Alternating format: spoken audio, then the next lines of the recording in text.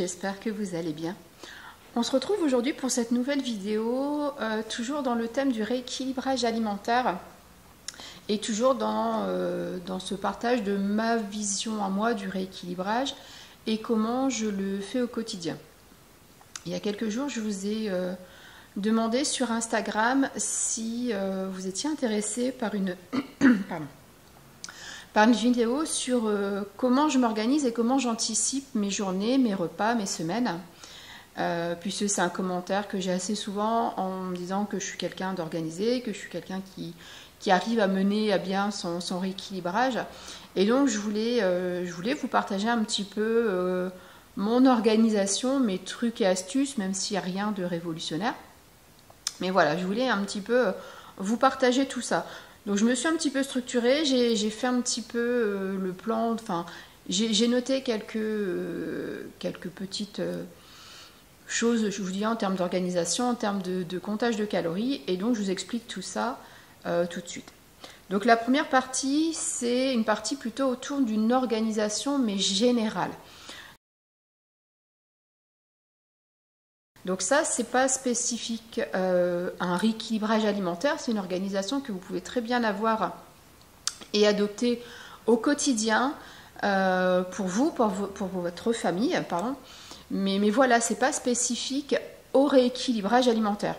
Donc le premier conseil que je peux vous donner, c'est déjà de vous poser un petit peu et de dresser une liste de tous les plats ou tous les aliments ou groupes d'aliments que vous aimez et qui vont rentrer, si vous le faites dans le cadre d'un rééquilibrage, qui vont rentrer en termes de calories dans le rééquilibrage. Je m'explique. Voilà, vous aimez, je sais pas, le bœuf bourguignon, juste par hasard, les spaghettis bolognaises, vous aimez les salades avec des patates douces, j'en sais rien, c'est vraiment des idées qui me passent comme ça par la tête. Essayez de lister un petit peu tout ce que vous aimez. Alors idéalement, tout ce que vous et votre famille mangez, parce que le but, c'est pas de commencer à faire un plat pour l'un, un plat pour l'autre, etc. Parce que là, en termes d'organisation, c'est un peu plus compliqué. Mais voilà, déjà, essayez d'avoir une base de plats, de recettes que vous aimez et qui vont rentrer dans votre équilibrage alimentaire. Dire, bah voilà, je sais pas, par exemple, une galette complète avec jambon, fromage et œufs, c'est tant de calories. Et comme ça, vous savez, vous avez déjà, bah voilà, ma galette, c'est tant de calories. Comme ça, c'est beaucoup plus facile à anticiper. Idem, ayez toujours une petite liste de petits déjeuners et de goûters que vous pouvez prendre sans risquer de faire exploser votre quota calorique. Et ça vous permet aussi de varier. Moi, par exemple, mes petits déjeuners, c'est souvent soit fromage blanc ou ski avec du granola maison. J'aime aussi beaucoup le pain complet, beurre de cacahuète, banane. Je me fais aussi de temps en temps des porridge. Donc voilà, je sais que ces petits déjeuners-là, je peux venir piocher dedans sans me retrouver un peu démunie en rentrant les calories parce que je vais venir faire exploser mon compteur. Voilà, je sais toujours plus ou moins. Et donc le matin, bah, ça dépend des jours. Il y a des jours j'ai envie de pain, il y a des jours j'ai envie d'autre chose. Mais je sais à peu près toujours où je vais. Idem pour le goûter. J'ai des biscuits. Je connais la valeur calorique et donc si à 4 heures j'ai faim, je sais vers quoi me tourner pour avoir un goûter qui va pas, encore une fois, qui va pas faire exploser mon compteur. Donc ça, c'est vraiment le premier conseil que je peux vous donner. Listez tout ce qui rentre dans le rééquilibrage et que vous aimez sans souci. Après, sur ces plats, veillez quand même à respecter un certain équilibre, c'est-à-dire avoir systématiquement dans vos plats une bonne portion de légumes. Alors quand j'ai une bonne portion de légumes, c'est pas 3 feuilles de salade, c'est vraiment le légume doit tenir la plus grosse part dans votre assiette. Donc vos légumes, vos glucides, les glucides c'est important d'en avoir à tous les repas. Et idem pour les protéines. Alors, quand je dis à tous les repas, bien entendu, Si une fois par semaine, il y a un repas où il n'y a pas de légumes, c'est pas dramatique. Le but étant d'avoir un équilibre alimentaire sur la journée, sur la semaine et dans la vie au quotidien. Parfois, on n'a pas le temps, on prend juste un sandwich, et ben on se rattrapera sur les légumes le soir. Mais veillez vraiment toujours à respecter cet équilibre. La plus grosse partie de légumes, protéines, glucides. Et glucides, pareil, à tous les repas. Ça ne fait pas grossir de manger des pâtes le soir, ça ne fait pas grossir de manger du pain le soir. Tout dépend des quantités que vous mangez. Si vous mangez en quantité raisonnable, il n'y a aucun souci pour les glucides le soir. Voilà. Donc ça, c'était vraiment la première partie sur qu'est-ce que j'aime et comment je compose mes assiettes. Le deuxième petit conseil que je peux vous donner, c'est d'avoir toujours dans votre frigo et dans vos placards des aliments rapides à préparer, des conserves, donc des conserves de légumineuses, des conserves de thon par exemple, des sardines, c'est également excellent en termes d'oméga 3, en termes de bons lipides, les sardines c'est top. Donc tout ce qui est vraiment boîte de conserve, ça peut vous dépanner, mais également surgelé, des légumes surgelés. Nature, prenez pas des poêlés de légumes qui ont déjà été cuisinés, sur lesquels on a rajouté de l'huile. Prenez vraiment des haricots verts frais surgelés, des petits pois, des fleurettes de brocoli ou de chou-fleur. Et le jour où vous êtes un peu en panne, vous n'avez pas le temps d'aller faire des courses, vous pouvez toujours piocher un petit peu dans le frigo, dans les placards, et vous composez une petite assiette. Par exemple, une poêlée de courgettes avec des œufs au plat, un peu de riz, ça peut sauver la situation sans partir sur un j'ai pas le temps, je me commande quelque chose, ou je vais au McDo, etc. Donc ayez toujours un petit peu de stock, je ne vous dis pas dévaliser les magasins, mais un petit peu de stock sur des aliments qui peuvent vous dépanner en cas d'imprévu. Le troisième conseil, et ça c'est quelque chose auquel je m'astreins vraiment le plus souvent possible, et vous le voyez parce que je vous partage mes retours de course et menus de la semaine, mais c'est vraiment planifier vos repas minimum. Enfin, moi je trouve que sur la semaine c'est idéal. Après c'est mon organisation, mais essayez vraiment d'anticiper et de planifier vos menus. Déjà, ça va vous permettre de varier ce que vous mangez. Vous pouvez vous dire, dans la semaine, on va manger une fois des pâtes, une fois du riz, une fois des pommes de terre, une fois ça peut être du blé, ça peut être de la semoule. Donc, répartissez vos glucides, répartissez aussi vos légumes, comme ça, vous ne mangez pas tout le temps la même chose. Mais vraiment, c'est un gain de temps, c'est un gain d'énergie, c'est un gain d'argent, parce que planifier ses menus et faire ses courses en conséquence, ça évite de partir au magasin en disant ça je prends, on verra bien ce que j'en fais, ça je prends, on verra bien ce que j'en fais, et de vous retrouver avec au final plein de courses sans vraiment savoir ce que vous allez faire et vous retrouver un petit peu démunis. Donc vraiment ça pour moi c'est le plus important dans la planification, encore une fois, que ce soit au quotidien sans rééquilibrage ou en rééquilibrage, c'est planifier et noter faites votre menu à la semaine. Mais vraiment, planifier, ça va donc alléger votre charge mentale.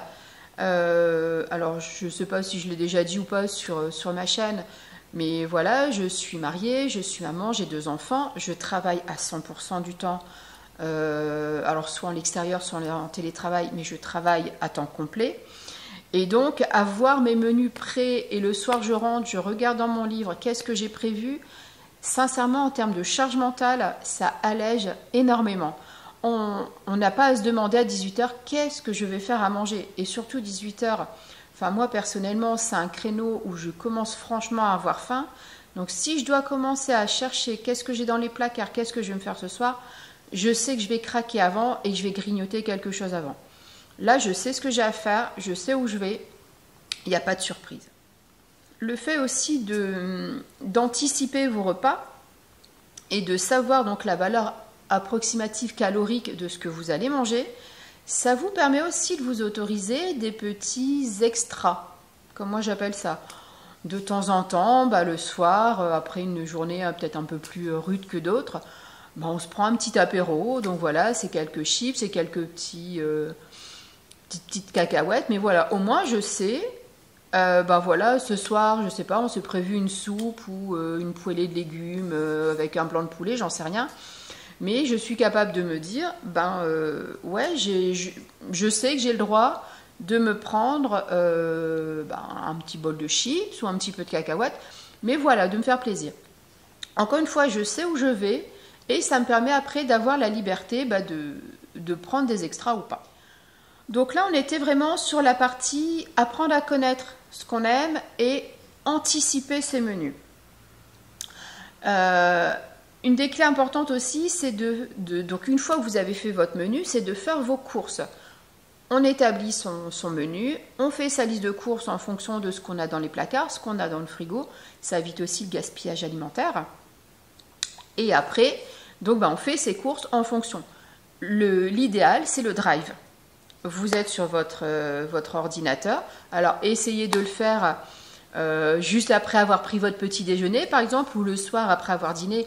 Vous serez beaucoup moins tenté d'aller voir dans le petit onglet épicerie sucrée les petits chocolats, les petits gâteaux, etc. Donc ça, c'est aussi un petit conseil. Mais vraiment, le drive, ça permet de rester focus sur sa liste de courses et de ne pas vagabonder au gré des rayons et se dire « Oh tiens, ça a l'air super sympa, pouf, je mets dans le caddie. » Encore une fois, économie, mais aussi on maîtrise son rééquilibrage. Après, donc vous avez toutes vos courses pour la semaine et il n'y a plus qu'à venir piocher. Alors, je sais, moi personnellement, je ne le fais pas, mais je trouve que c'est quelque chose d'assez intéressant. C'est en fait d'acheter des boîtes ou des boîtes qui vont dans le frigo et en fait de répartir vos aliments en fonction des recettes. Comme ça, le soir, vous avez juste à prendre votre boîte. Tous vos aliments sont déjà regroupés au même endroit et c'est encore un petit gain de temps. Voilà, moi personnellement, je ne le fais pas, mais pourquoi pas, ça peut aider. Et après, donc le troisième conseil, ça c'est pareil, c'est quelque chose que je ne fais pas, mais je vais vous expliquer pourquoi, c'est le batch cooking. Si vous savez que le soir vous rentrez tard du travail, que vous n'avez pas forcément le temps de passer 1 heure en cuisine le soir ou ne serait-ce qu'une demi-heure, le batch cooking c'est une très très bonne chose. Vous vous bloquez un temps le dimanche matin si vous ne travaillez pas le dimanche, vous vous bloquez 2 heures, 2 heures et demie et vous anticipez un maximum de préparation. Vous pouvez faire cuire vos pâtes pour la semaine, votre riz pour la semaine. Vous pouvez anticiper une quiche, par exemple, la préparer, la faire cuire. Vous n'aurez plus qu'à la repasser au four pour la faire réchauffer. Voilà. Il y a plein de vidéos qui tournent sur YouTube, sur tous les réseaux, sur le batch cooking. Vous pouvez vous en inspirer. Sincèrement, c'est une très bonne méthode d'organisation. Alors, pourquoi moi, je ne le fais pas ? Parce que cuisiner le soir, c'est mon sas de décompression. J'adore cuisiner. Clairement, ça ne me dérange pas de passer une demi-heure le soir en cuisine à préparer mon repas. C'est vraiment mon petit moment à moi, mon petit moment déstress. Donc c'est pour ça que je ne batch cook pas le week-end. Alors sachant qu'en général, le week-end, je fais quand même... en général, je fais des biscuits pour la semaine, donc des cookies ou d'autres biscuits. Je fais quand même toujours de la cuisine le dimanche, un peu pour la semaine, mais c'est plus soit pour les petits déjeuners, je vous dis du granola par exemple, soit pour les goûters. Mais je n'anticipe pas mes repas du soir de la semaine. Donc ensuite, je voulais aussi un peu vous expliquer comment j'organise mes menus. Enfin, comment je choisis mes menus. Déjà, alors comme beaucoup, je m'inspire de ce que je vois sur les réseaux. Je suis beaucoup de comptes en rapport avec la cuisine sur Instagram et je scrolle régulièrement. Alors sans doute beaucoup trop, comme beaucoup. Mais voilà, j'aime bien aller regarder des recettes, je les enregistre et après je m'en inspire. C'est très très rare que je refasse une recette à l'identique. En général, je prends la base, je prends l'idée globale de ce que je trouve et je le réadapte soit parce qu'il y a un aliment qu'on n'aime pas et dans ce cas-là je vais le changer, soit parce que la manière de faire, enfin j'ai une autre manière de faire, mais voilà, c'est toujours une idée, je prends une idée globale, me dire tiens ça a l'air sympa et en général je réadapte à ma sauce. Une fois que j'ai donc pioché quelques idées, je me base aussi sur ce que je trouve en fruits et légumes. Comme vous l'avez vu plein de fois dans mes retours de course, j'achète tous mes fruits et mes légumes dans une ferme pas très loin de chez moi. Et en fait, je n'achète que ça comme légumes. C'est-à-dire, c'est local et c'est de saison. Par exemple, là, les tomates, ils en ont encore un petit peu. On est mi-octobre. Mais je sais que d'ici quelques semaines, des tomates, ils en auront plus. Et bien, il n'y aura plus de tomates dans mes repas. Ou, en très grande majorité, il n'y aura pas de tomates. Les courgettes, c'est pareil. Je sais que ça va bientôt être fini et ce sera fini jusqu'au mois de mars, avril l'année prochaine. J'essaye vraiment au grand maximum. Encore une fois, je ne suis pas parfaite et parfois, il peut y avoir du concombre en hiver parce qu'on a envie de se faire une assiette un peu grecque et j'aime bien y mettre des concombres. Mais globalement, dans 90 à 95% du temps, tous mes fruits et légumes sont locaux et de saison. Donc voilà, une fois que je sais qu'est-ce que je vais trouver comme fruits et légumes, qu'est-ce que j'ai envie de manger cette semaine, et bien là, je planifie tout mon menu. Bien sûr en prenant compte des goûts des uns et des autres, de ce que certains aiment et pas. Si je suis toute seule, je n'ai pas forcément me faire le même menu que s'il y a mes enfants et mon mari.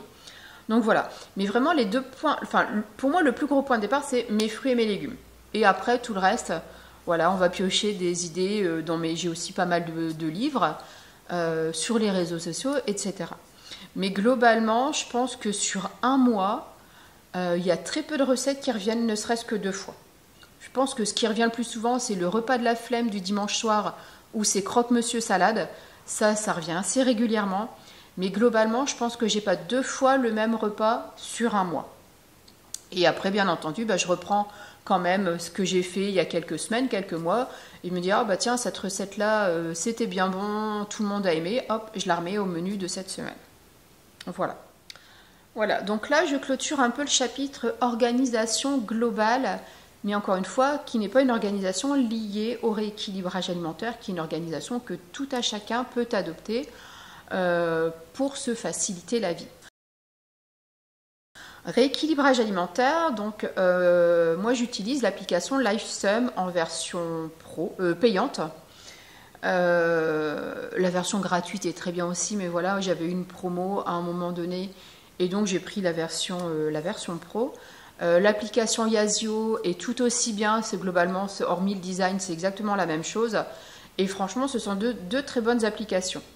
Donc moi j'utilise l'application LifeSum pour rentrer donc tout ce que je mange. C'est vrai que c'est fastidieux. Au début, c'est un peu rébarbatif, mais après, on prend très très vite l'habitude. Moi, il y a beaucoup de recettes que j'enregistre. Et du coup, après, quand je les refais, j'ai plus qu'à aller cliquer sur ma recette et j'ai automatiquement mon quota. Mais globalement, alors comme je vous ai dit que je planifiais mes repas la semaine, je pourrais quasiment rentrer dans LifeSum toute ma semaine. Je ne le fais pas, je le fais jour par jour, mais globalement, dès le matin, je sais, une fois que mon petit déjeuner est pris, je sais ce que je vais manger à midi, je sais ce que je vais manger le soir, donc j'ai mon quota calorique. Et le reste, c'est pour mon goûter, c'est si j'ai envie de manger un petit carré de chocolat avec un café le soir. Voilà, si vous avez votre quota de la journée, le reste, c'est pour vous, entre guillemets, c'est pour vous faire plaisir. Moi, j'ai toujours cette marge de environ 200 calories par jour, où c'est 200 calories juste pour des petits plaisirs en plus. Je vous dis, un petit carré de chocolat. Dernièrement, j'avais acheté une grosse boîte de nounours guimauve. Et voilà, c'est mes 2 petits nounours le soir devant la télé parce que voilà, c'est mon petit moment de détente à moi. Une fois que les enfants sont couchés, je mange ma petite touche sucrée. Mais vraiment, le fait de savoir sur toute la journée ce que vous mangez, ça vous permet d'avoir l'esprit libre et puis de vous faire plaisir. Donc ça, c'est vraiment, c'est la partie LifeSum. Au final, ça va assez vite. Enfin, c'est vraiment une petite partie, mais je pense qu'il n'y a rien de plus à rajouter sur LifeSum et sur le comptage de calories. Tout se passe en amont. Si vous êtes rigoureux, si vous planifiez, si vous anticipez vos courses, vos repas, etc., LifeSum, oui, ça prend un peu de temps. En gros, je crois qu'aujourd'hui, ça ne me prend même pas 5 minutes par jour. Ça doit me prendre peut-être 1 minute le matin pour enregistrer. Et encore, je vous dis, maintenant, j'ai des petits raccourcis et ça va beaucoup plus vite. Idem le midi et le soir. Sincèrement, 5 minutes dans la journée réparties sur 3 repas, ça va très très vite. La toute dernière partie que je voulais aborder avec vous dans cette vidéo, alors on sort un petit peu du cadre organisation, etc., mais on reste toujours dans le rééquilibrage, c'est le sport. Donc si vous me suivez sur Instagram, vous voyez, enfin, je vous partage de temps en temps le sport que je fais. J'en faisais un peu plus l'année dernière. Globalement, aujourd'hui, avec le boulot, j'ai un peu moins de temps. Mais maintenant, il ne faut pas que le sport soit un frein globalement dans votre vie. Je m'explique. Oui, c'est important de faire du sport. Mais ce n'est pas important de faire du sport pour seulement perdre du poids. Globalement, faire du sport, se bouger au quotidien, c'est important. Qu'on souhaite perdre du poids ou qu'on ne souhaite pas en perdre. Le sport, c'est juste une aide pour se sentir bien, pour se maintenir en bonne santé, mais aussi pour s'aérer l'esprit, pour se muscler, pour garder des articulations un peu plus fluides. Ça permet aussi, dans le cas du rééquilibrage alimentaire, d'augmenter progressivement son métabolisme de base et donc de dépenser plus même quand on est au repos. Mais voilà, pour moi, c'est vraiment une histoire de se défouler, de se vider la tête et de se sentir bien après. C'est vraiment une histoire d'hygiène de vie au quotidien. Mais alors par contre, attention, sport ne veut pas dire non plus sport à outrance. J'ai lu récemment un article qui disait que le fait de faire du sport au-delà de ses capacités ou au-delà de son envie, c'était contre-productif. Clairement, on est tous différents. Me dire du jour au lendemain, je vais aller courir 10 km ou alors je vais faire du crossfit ou j'en sais rien, qui ne sont pas des activités que je fais aujourd'hui. Et donc, stresser mon corps, me mettre dans le rouge, juste pour dire « ouais, j'ai fait une séance de sport, je suis fière de moi, j'ai transpiré, j'ai éliminé 1000 calories », ça va être contre-productif. Parce que vous allez stresser votre corps ne va plus perdre, vous allez tout dérégler. Et sincèrement, c'est pas la bonne chose. Il vaut mieux aller marcher une demi-heure à 1 heure par jour, faire des petites séances de sport, faire du pilates, faire des choses qui vous font du bien, mais qui ne vont pas non plus vous demander de vous mettre dans le dur. Maintenant, si vous aimez ça et si vous avez envie, soit.